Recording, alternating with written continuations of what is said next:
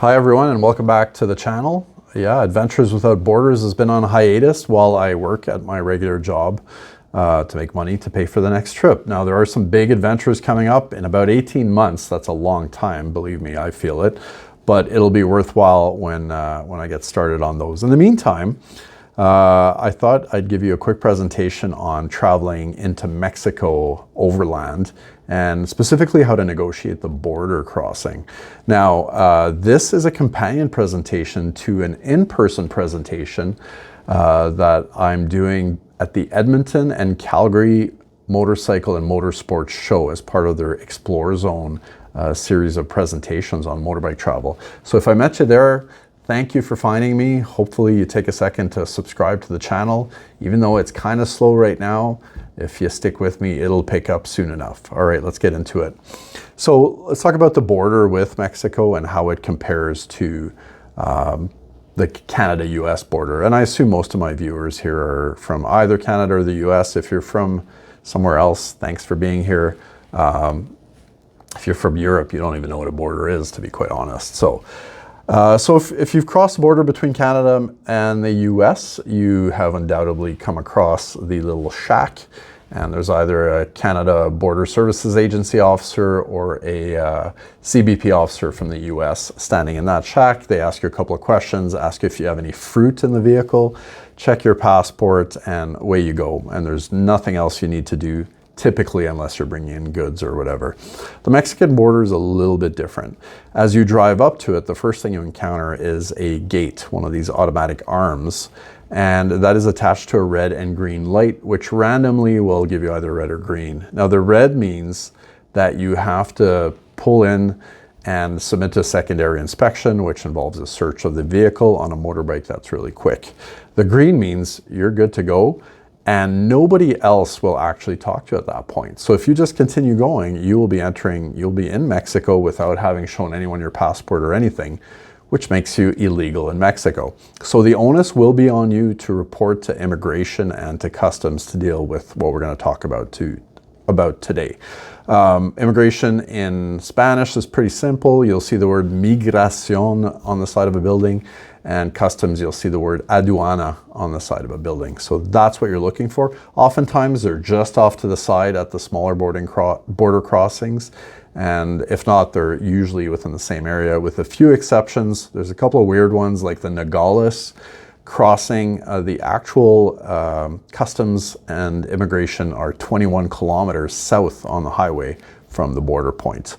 But that's something where Google Maps becomes your friend. So before you go, just check on there, you will find where they are. I've actually marked them all on my Google Maps with a little star as I've crossed them, and then they're always easier to find at a later time. So the first thing we're going to talk about is the multiple migration form, or la Forma de Migración Multiple, which is known as FMM. That's what I'll be calling it from now on. Now, know that Canadian and American citizens do not require a visa to enter Mexico for up to 180 days. Now, there was a time where it was just automatic default. They would allow you to stay for 180 days. Now, in the last couple of years, they've started, we'll call it cracking down a little bit, where they'll actually interview you, asking you how long you're staying, especially if you're arriving by airplane. And if you say you're there for 14 days, you'll get 14 days on your FMM. At land crossings, it's still often 180 days, but make sure you're clear on your intentions of how long you intend to be on the country. So you don't need a visa, you'll need this FMM to be in the country legally. The FMM will cost you about 687 Mexican pesos, which is, depending on the exchange rate, about 40 to 50 US dollars. There's two ways to purchase the FMM. The first is in person, and we'll cover that first. So you go to the border, the gate goes up, you either get searched or you don't, and then you find the immigration office, you go in, you ask for an FMM. They'll give you a form. It's actually quite tiny when you fill it out in person, and the boxes are small, so make sure you have your reading glasses on if you need them. You'll fill out all the information, show your passport, pay your fee to the customs officer. There's two halves to this form. They'll give you your half. Make sure you hang on to that, keep it in a safe place. With your passport is smart. because if you encounter an inline immigration check or inland, pardon me, immigration checkpoint, you will have to produce your FMM. In theory, the FMM needs to be returned when you leave the country. However, so I'm about 50-50 on this. When it's been convenient, I've returned it, and at bigger border crossings where it's not convenient, I have not. And I've always been okay coming back the next time. It's never been mentioned to me. I don't know if they keep track, but I would not want to tell you not to return it just in case there was that one situation where it became an issue. So you will have to go to that initial or immigration office to return the FMM when you're leaving, which is what makes it inconvenient at the larger border crossings. So that's in person. If we're talking about getting it online, there is an INM, which is the Institut National de Migration website that you will go to. I'll have the link to that down below. And you'll need your passport number and a credit card to get that done. So you'll just fill out the questionnaire. It'll actually provide you with a receipt of payment. This is important. Print it out. Muy importante. Print it out. Bring it with you when you're traveling. Now, I didn't know this at one point, and when I arrived at the border, didn't have it. I had to buy a new FMM and pay again because I had no proof of payment, even though I had printed the one off that I got on the website. So once you've done this, about 72 hours later, you'll receive an email from the INM with a link to your very own FMM, which you can then print out and take with you along with that receipt we just discussed a minute ago. That's not all you have to do though. When you get to the border, you still have to go see an immigration officer with this FMM that you printed out, and they will have to stamp it for you to validate it, and again, determine how many days you are able to stay in the country for. The FMM does default to 180, but they're able to cross it out and change that number, so do not necessarily count on that. So have a good plan to present them as to why you need an FMM for the period of time that you are requesting. So that is getting your FMM online. Good with that. The next thing we need to talk about is your vehicle. We've gotten you in the country. We now need to get the motorcycle, car, RV, whatever it is, into the country as well. And for that, you will require the temporary importation permit, the TIP, el permiso de importación temporal. So this is a permit that guarantees that you will not leave your vehicle behind in Mexico and sell it or whatever, thereby depriving the Mexican government of taxes and tariffs on that vehicle. So you'll actually end up leaving a deposit. So again, two ways to get your TIP, one in person, one online. In person, a little bit time consuming. You'll need to show up right next to the immigration office. You'll see the customs office and there'll be a window for something called Bañercito. And the Bañercito is the agency that delivers these permits. It's actually a bank that's somehow affiliated with the Mexican Air Force. That's all I know. But that is who you'll need to find in order to get this. So if you're doing this in person, you'll need the vehicle's registration. If you're in the US, you'll need the title as well. Canadian provinces don't have titles. Your registration is your proof of ownership. You'll also need your passport. Now, highly recommended, bring photocopies of those documents as well as the original. You'll need the original, but bring a couple of photocopies of each because the official who's dealing with you will need photocopies, and you'll just save yourself some time and hassle if you've got those on hand with you. So they'll likely come out and look at the VIN on the vehicle as well to make sure it's the same VIN as a registration showing. You'll pay the roughly $50 US fee for the permit, and then they will ask you for a deposit, which can actually go on credit card as well. So the deposit will depend on the year of your vehicle. It's typically between $400 and $500 USD that they'll take on that. Don't worry, you will get that back when you leave Mexico. So they will print out a permit for you, which again, I recommend you keep in a safe place with you in some organized document carrier or something like that, because if you hit a checkpoint, you might be asked for it, and that has happened to me.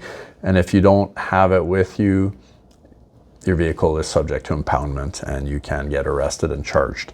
So that's the in-person temporary import permit.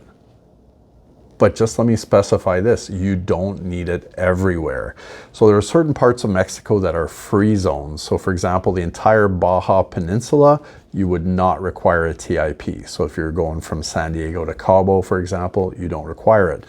The state of Sonora, the northern portion of the state, right to Rocky Point, you will not need a TIP. Anywhere 25 kilometers along the northern Mexican border, you will not need a TIP. Anywhere else in the country, you absolutely need one. So the second way of getting it online, which is my preferred method, the first thing you'll need to do is go to a website to get your pre-approval number.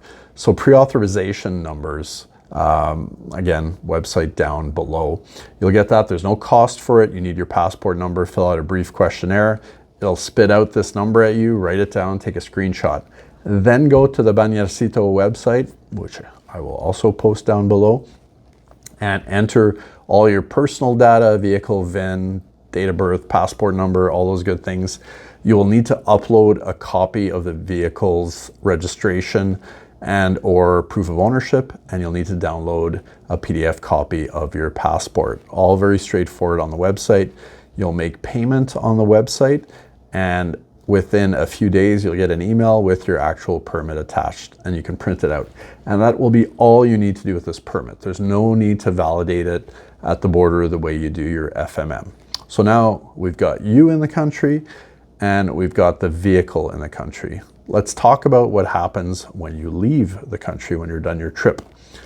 So as I mentioned earlier, you are supposed to return your FMM to the customs office.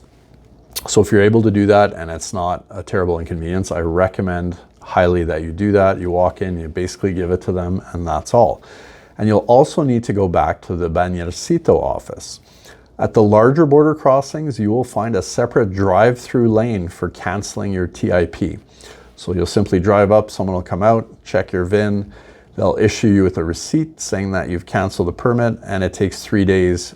The money is put back into your credit card account. And I've never had an issue with that. I know it's worrisome, but it's been reliable for me. The smaller border crossings, they don't have the drive-through lane. You'll go into the office, someone will come out with you, check your VIN, and then the same process will occur. Once those things are done, you're free to go to the US side of the border and enter with them. The US customs official do not care about either of these documents. They don't care about your FMM, they don't care about your TIP. They have other concerns at that point. So seems like a lot. It's not crazy complicated. I really recommend doing this stuff online first, because then you can take your time, you eliminate a bit of the language barrier, you eliminate the exchange of money at the border. It's just a lot simpler, a lot cleaner. Well, right now it's January, and I guess it's time to start actually thinking about taking the bike down to Mexico. We got one more thing to talk about though, and that's your insurance. So if you're from Canada, your insurance will cover you in the US, but it will not extend down to Mexico.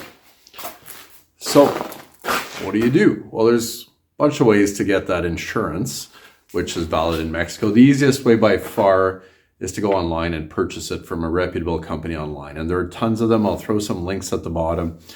You can comparison shop between insurers, and usually you can get a term of a month or sometimes even less, but I found that the month-long term is typically more advantageous price-wise.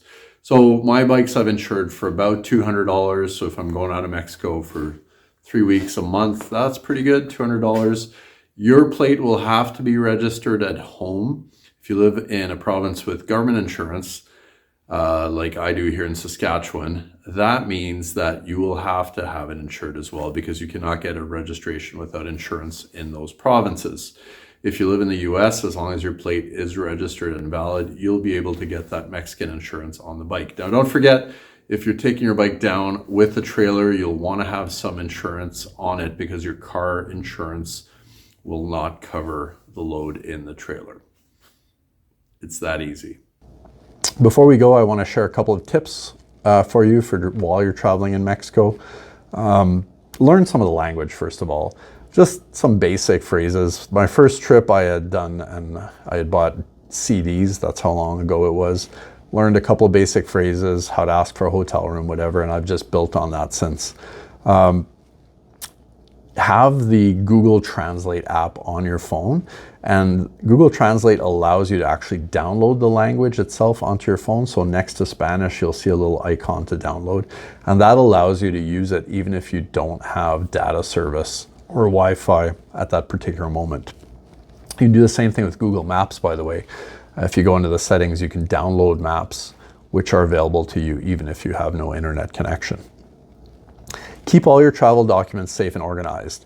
There are several, several inland checkpoints as you travel, especially as you get further south into Mexico. They don't all ask for documents, but the ones who do, you're better off being able to quickly produce those documents. So I suggest, running to a Staples or a Walmart and getting a nice little plastic binder of some kind. Keeps your documents safe, organized, and if you spill any liquids in your luggage, again, your documents will be intact. Also keeping digital copies of your documents on your phone. So a couple of things that I recommend: getting a service like Google Storage, where Google Documents, where you can save these on the internet so you can access them from any computer, but also having a copy local on your phone that you can access when you don't have the internet. And just be patient with Mexican bureaucracy. It is different.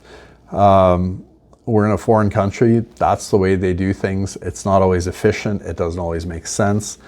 But if you smile, if you're patient with them, if you're polite, things always go a lot better. Again, with all the times I've traveled to Mexico, I have not had a problem with Mexican authorities. I haven't been asked for bribes. I have been pulled over for speeding and haven't had to pay anything. Haven't even gotten a ticket when I was clearly speeding.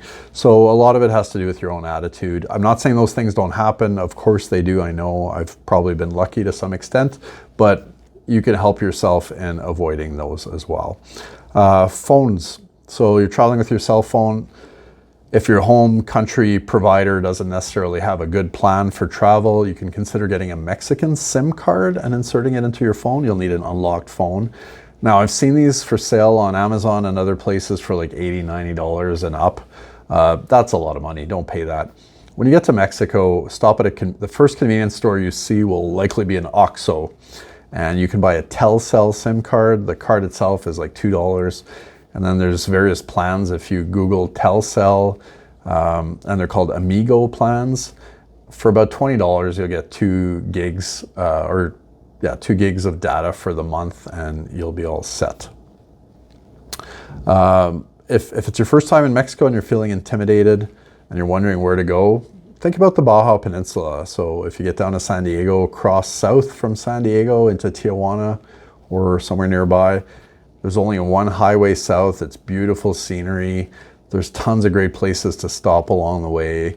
And the people who live there and run businesses there, I mean, they're used to North American travelers because it's a very popular route, but you'll still feel like you're on an epic adventure. And again, you won't need the TIP if you're going down the Baja, so it just saves you a little bit of trouble. And then finally, I just want to say Mexico it's a safe place to travel. Things have different standards there. It's not necessarily the same safety you might be used to in Canada or in certain parts of the US. But if you keep your wits about you, if you use common sense, and if you show respect to the local culture, chances are you will not run into any issues. It's an amazing country. I highly recommend it. Thanks for joining. Make sure you subscribe to the channel. And again, big things are coming. Just be patient with me and enjoy.